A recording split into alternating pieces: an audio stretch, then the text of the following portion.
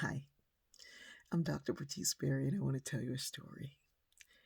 Back when going to a salon to get your nails done was a thing that I did, I was in the salon having my nails done on a Saturday morning. I was sitting quietly, just getting my nails done in thought, in deep thought.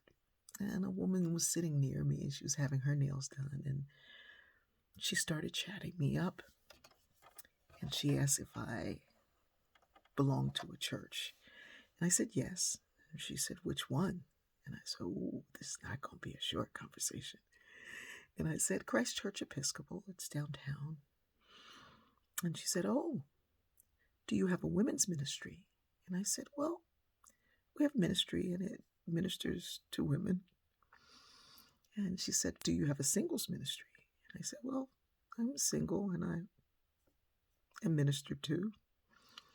And she said, well, what do you all do? What kinds of ministries do you have? And I said, oh, well, we have a mass house where we feed the hungry and the homeless 5 days a week, and we provide showers and free laundry, and we collect toiletries. We send books to soldiers abroad. We have a huge book ministry. We have a ministry in the nursing homes and in the prisons and in the islands, and there's dentistry being done and hearing aids, and she was like, well, how are you ministered to? I mean, what do you when you feel low, how are you ministered to? And I was like, well, I mean, I think I'm ministered to when I minister to others. I said, but there was a day a couple of weeks back, and I was feeling a little low, and someone had put out a call for help folding the bulletins.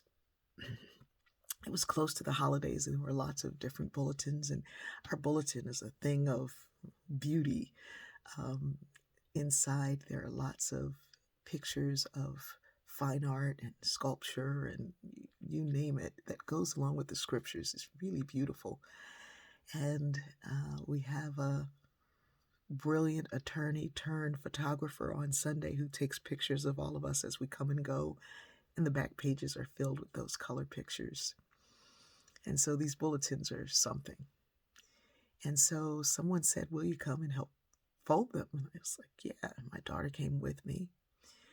And they said, well, we like them crisp and really nice and neat and fine and tight. And so they brought out a shot glass and they showed me how if you run that shot glass along the edge of it, it's really crisp. And it became kind of like a meditation for me, and I was lost in it. And whatever I was feeling was completely gone. I just felt at peace. And we were done in half the time, and they laughed and said, well, it's clear that we've been in here just running our mouths and not really doing the bulletins. But it was a kind of ministry to me. And later on, we laughed about it, called it the shot glass ministry. And I'm kind of smiling and saying this. And this woman goes, oh. I said, mm-hmm. And she said, well, I have a ministry that is really powerful ministry that I belong to, and it is amazing, and I do it every week. And I said, wow, that's beautiful. And clearly she wanted me to ask about it, and so I did. And she said, we minister to strippers. And I said, oh, okay. And she said, yeah, we go down and we take a hot meal, cook a hot meal, and we take it to the strip club and we give the strippers a hot meal. Stop laughing. And so I said, well, okay, you find meaning in that. That's beautiful. Is it effective?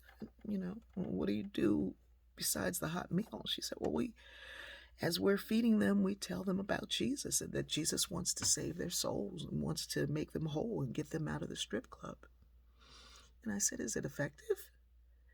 And she said, well, we have several who are thinking about it, but they really enjoy that hot meal. And I think sometimes, that's the way in. I said, okay. And so I said, well, how did this ministry come about?